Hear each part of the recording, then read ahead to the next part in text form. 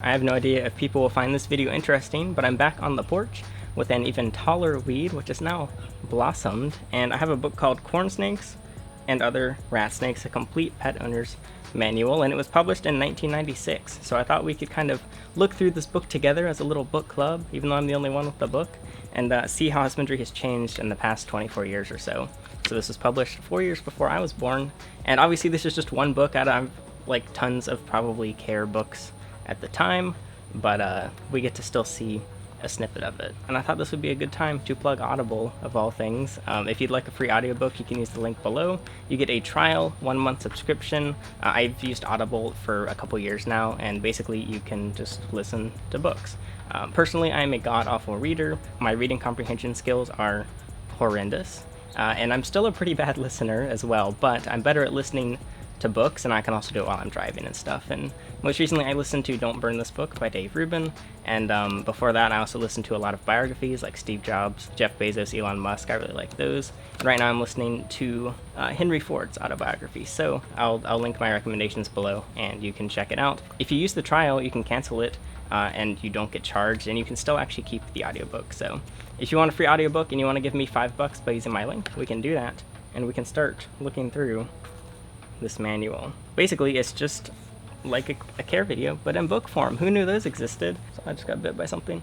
About rat snakes. What is a rat snake compared to the lizards from which they evolved? Snakes are evolutionary newcomers. As best we know, they blah blah blah. I don't really care.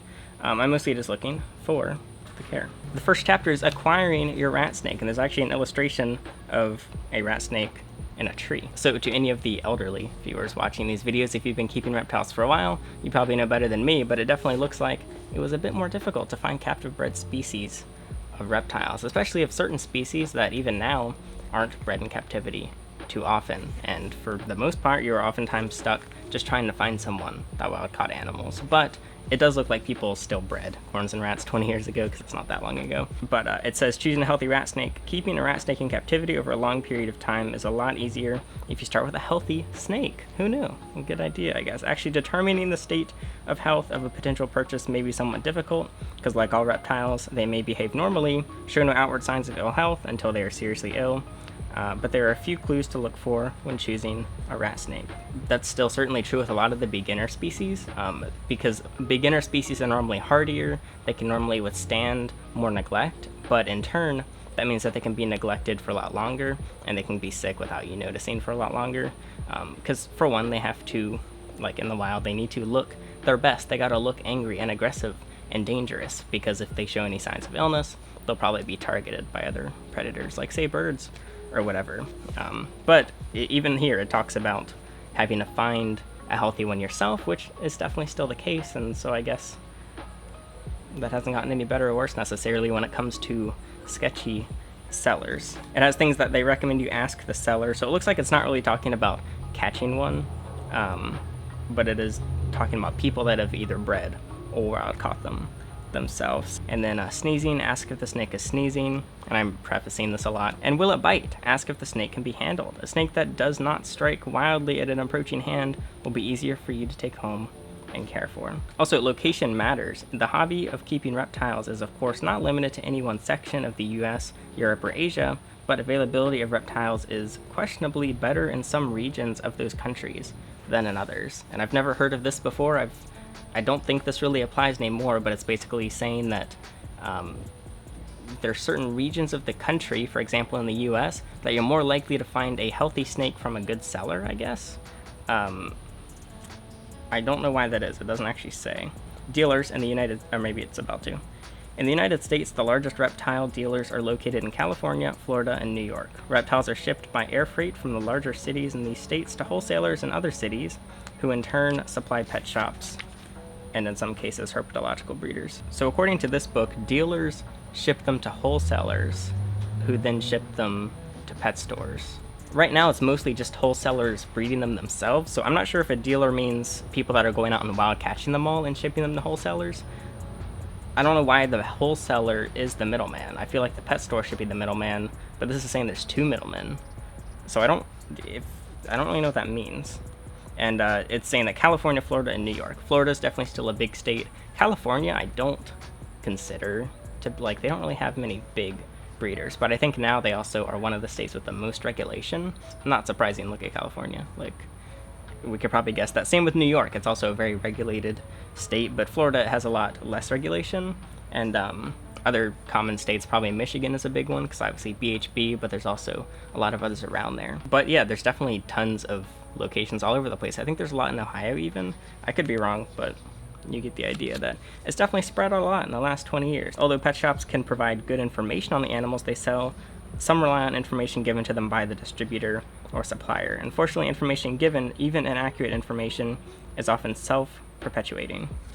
Sounds like that hasn't changed a bit. It's probably gotten worse with Petco and PetSmart being as popular as they are. Because, let's face it, they hire basically anyone as long as they're hiring, and as long as you like pets, you'll likely get a basic job at Petco or PetSmart, and if you have that job, it's also your job to educate people on the animals, and they generally don't know very much. So specialty dealers, the continuing growth and popularity of reptiles has created these specialty dealers. Specialty dealers, I don't know why it says specialty dealers so many times, may breed reptiles themselves and also deal directly with other breeders worldwide. So it sounds like this is like, say, go to morphmarket.com. I guess that's the kind of people that would be specialty breeders.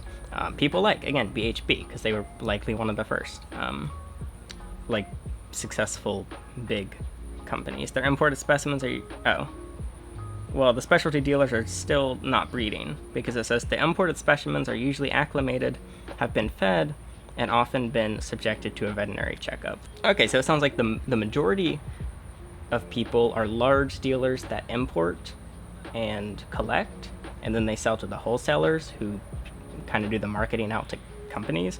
And then the second most popular are individual dealers that get them imported themselves, and then breeders is the next one. Whether it's specialist, hobbyists, or commercial breeders are probably the best source of parasite-free, well-acclimated specimens. But that was most likely the most rare at the time, and probably the most expensive and most difficult to find.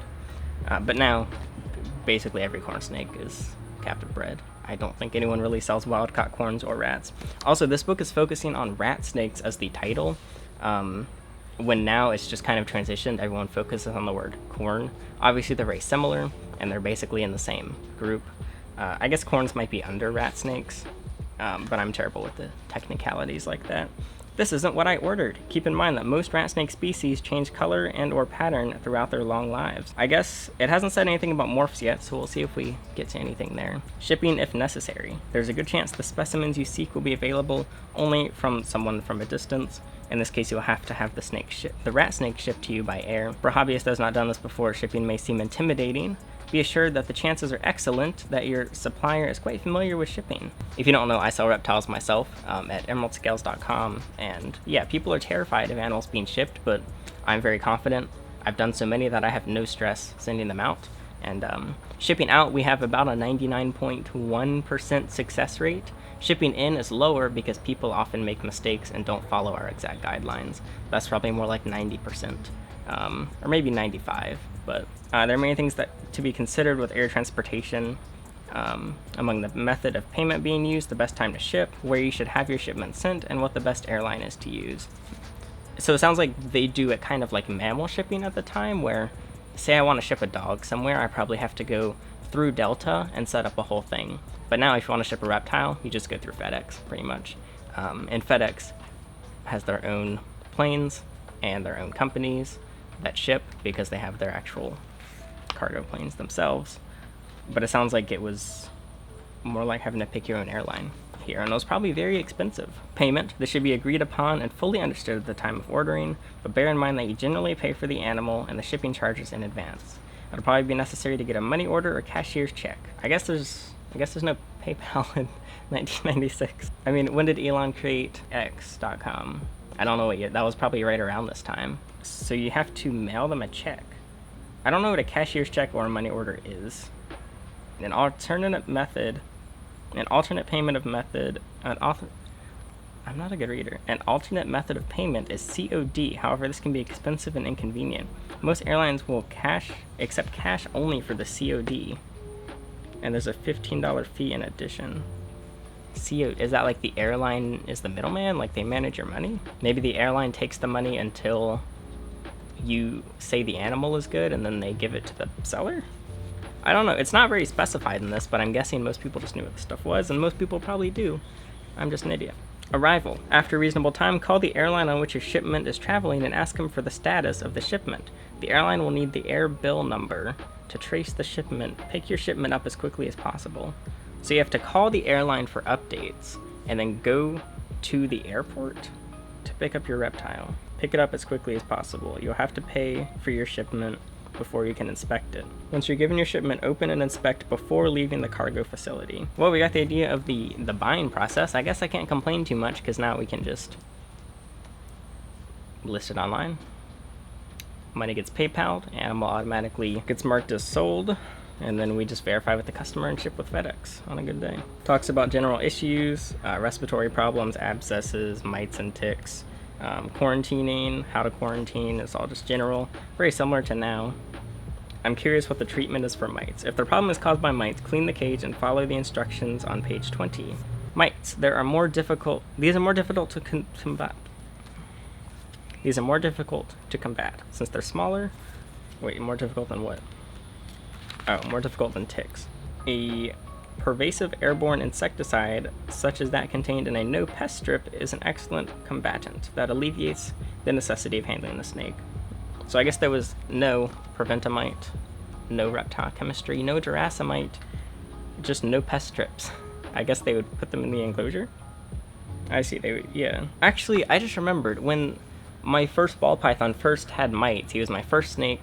I was 13, and he came with mites, and I was like, what do? I completely forgot I actually used pest strips in the enclosure. I have a feeling that was a terrible idea, but I had zero memory of that until just now.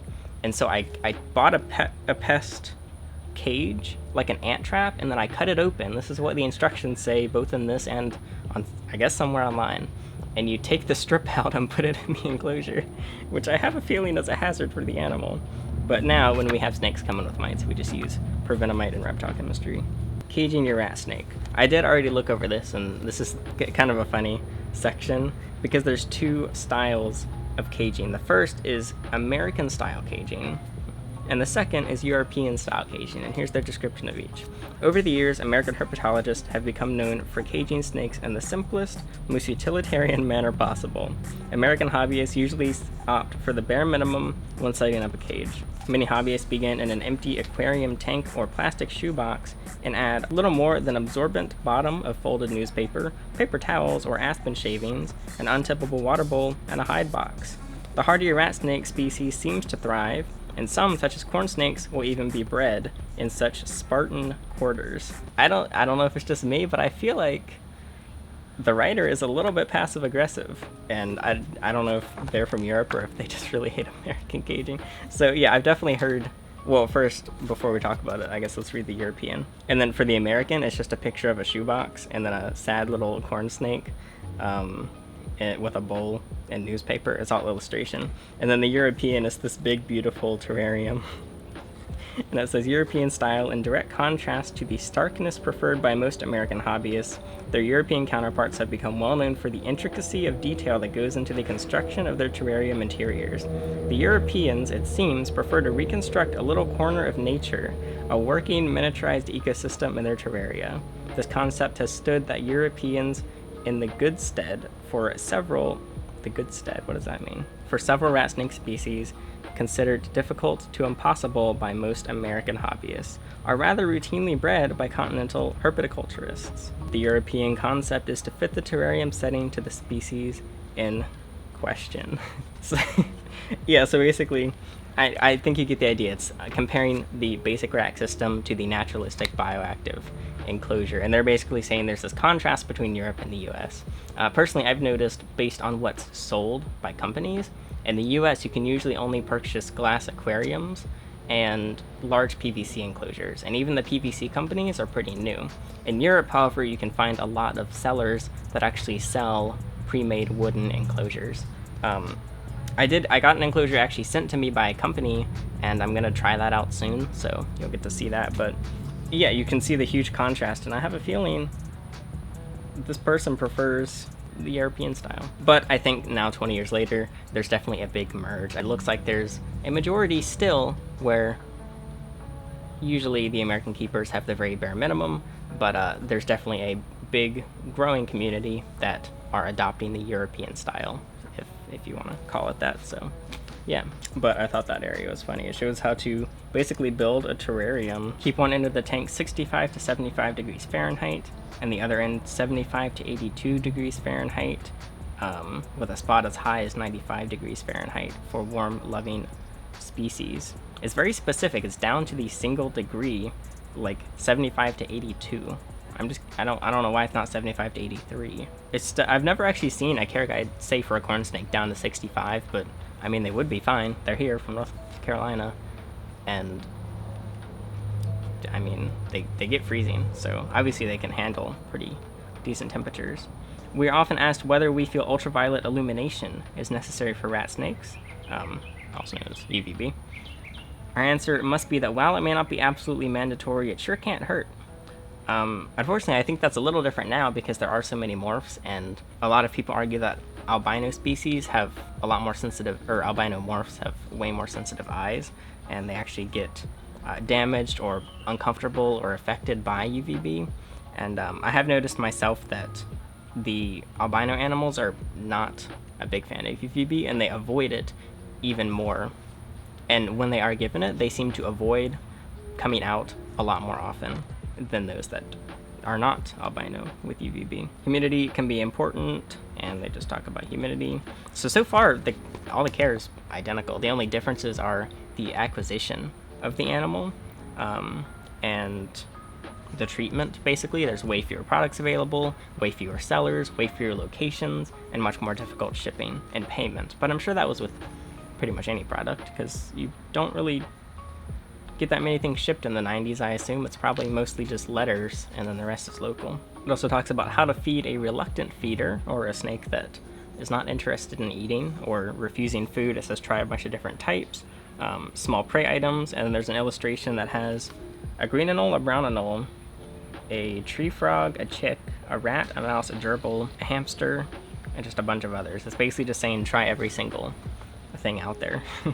And then it says force feeding as a last resort, and it talks about how to force feed, and it looks the same as how we have to do it with those occasional animals that need force feeding. Despite all of your efforts, there is the occasional rat snake that will not voluntarily accept an offered food. In these cases, when there's little recourse but to force feed the specimen. Force feeding is traumatic for the snake and requires your utmost care on your part when it is being accomplished. Move slowly. This is important, for a startled snake is quite apt to fighting the force feeding. Remember, the snake will have to be mostly immobilized to force feed. Overall, I like this book. And then we've got breeding. It all looks pretty similar. The only difference is the incubators don't exist. You have to make your own, basically. It shows how to make it from an old refrigerator, or out of a styrofoam container. It looks like there's not actually... Oh, an incubator can be purchased at many feed stores, and it's just a picture of a chicken egg incubator. But now you can find reptile branded ones, and they are just a little different. They have little attachments and holders for the eggs and stuff, and a place to add moisture if you need more humidity. But it looks like at this point they were just using chicken incubators. So basically it looks like rat snakes were the primary thing being kept, and then more specifically they broke it down into corn snake, which is found over an immense area in the United States. I'm curious if they call corn snakes or rat snakes crepuscular or nocturnal, because I think of rat snakes as diurnal and corns as crepuscular, but I guess they're kind of both crepuscular. But let's see if it says. I don't think it says, but it does say new versus old world, and I've heard of this with insects, but it says, strangely, among the rat snakes of the world, American rat snakes are also among the easiest to keep and breed. Both of these factors have contributed to their ready availability and inexpensive prices. Conversely, although we do not yet know exactly why, many of the old world rat snakes are difficult to keep. When old world species are available, either from the wild or as captive-born hatchlings from the small cadre of hobbyists to have succeeded with them, the prices are high. I don't know what that is. I'm gonna have to look up a lot. I have no idea what an old world or new world rat snake is, so let me know. And then we've got pictures of morphs. We've got the snow corn, the Christmas corn, the red albino, the striped albino, the creamsicle corn. I've heard of all these but the Christmas so far. The albino motley and the ghost corn are the pictures they have. So pretty small selection here. There's very few, it only lists like 10 morphs total, but now there's what, hundreds of corn morphs? I'm not even sure. European and Eurasian rat snakes, old world rat snakes. Although routinely kept in Europe, European rat snakes are not common in America. So old world are from Europe and Asia, basically? Okay, so it's just based on location. And I guess it's mostly American species that are kept now, so. But that is the corn and rat snake care guide that I picked up. So yeah, it looks like the biggest differences are acquisition, shipping, payments, and then dealing with certain issues. It really didn't talk about vets too much. It sounds like there were veterinarians willing to work with reptiles, but likely no specialists. And let's be honest, there's still not really any vet specialists in reptiles because, in my experience, they've been very unhelpful. So it looks like there's definitely a long ways to go with all this, but there's definitely been improvements made. A lot of Americans have adopted what are considered in this book the European style of more naturalistic setups, and I think bear enclosures are completely fine for temporary animals or animals that you produced and bred and that are going out, but for any permanents, I definitely think they should have more than a shoebox. But overall, it sounds like the care is identical, and we've pretty much just been doing the same thing since, and it's been working just fine. So no reason to fix it if it's not broken in this case. And then obviously there's way more morphs now, and a lot more captive breeding, so it no longer affects wild populations. So I'm guessing this same sort of evolution will happen with lots of other species in the community. And yeah, let me know if you thought this was interesting. I just thought it was kind of cool to look over the book, and thanks for writing it. Again, if you'd like to check out Audible, you can use the link below, and getting a free trial supports my channel, so I appreciate it. That'll be it for this video. I'm Alex. Thanks for watching.